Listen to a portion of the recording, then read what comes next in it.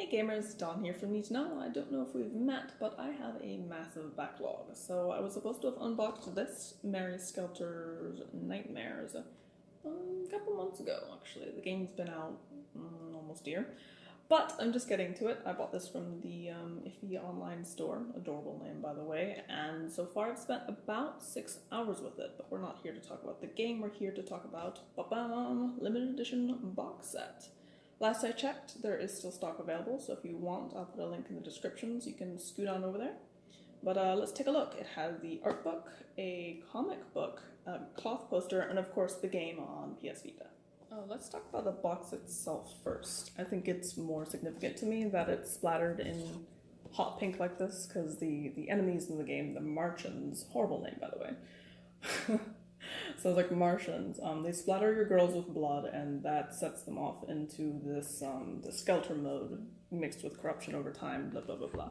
Won't bore you with the details, I'm not in the game, but I also like that this comes up like this.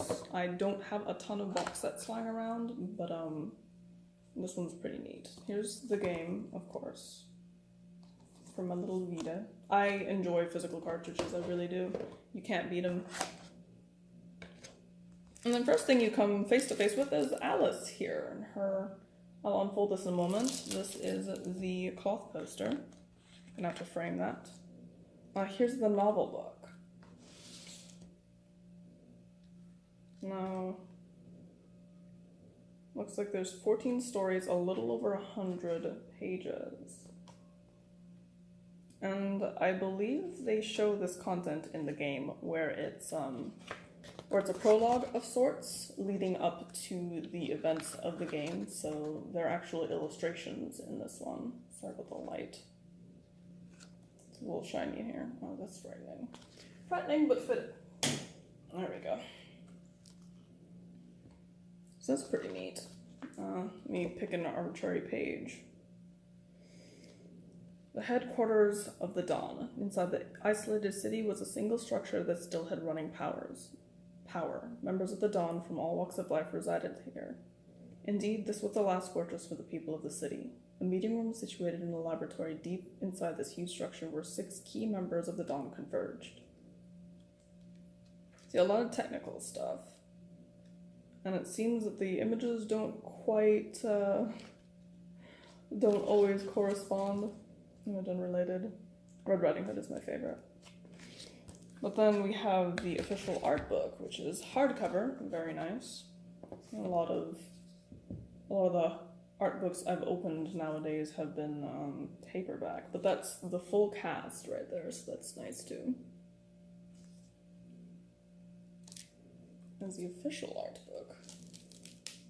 Oh dear, event scenes. The first thing I open up to over here is someone nomming on, I'm assuming that's Jack's arm.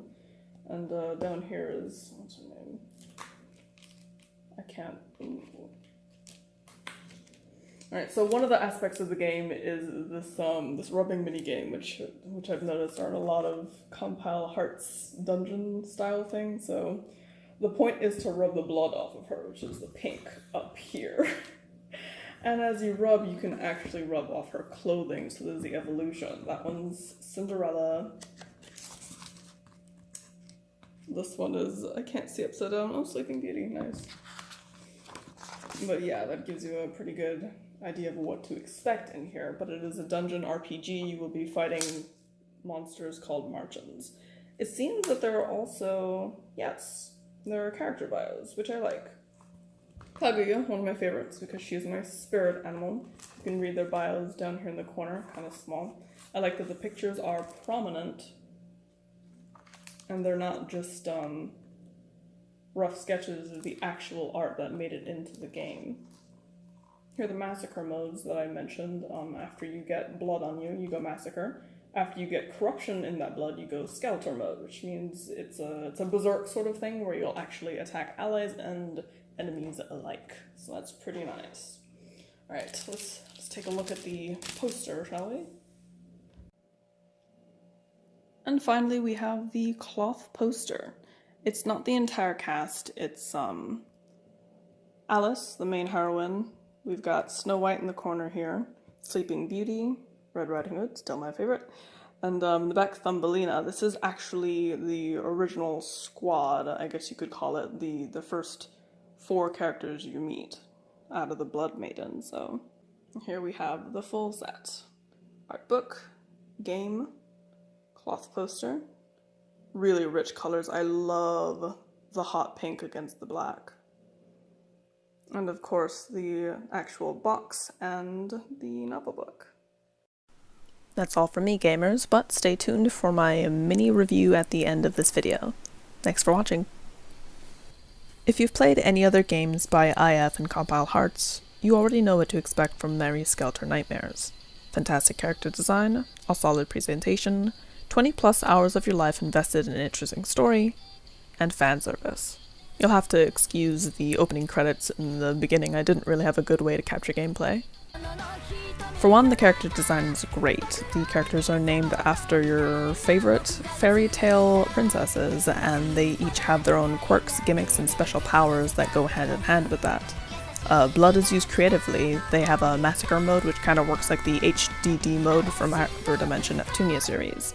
There are different job classes to unlock, which change the way heroines look, and dungeons are fun to explore. They're labyrinths, which I want to get to the bottom too.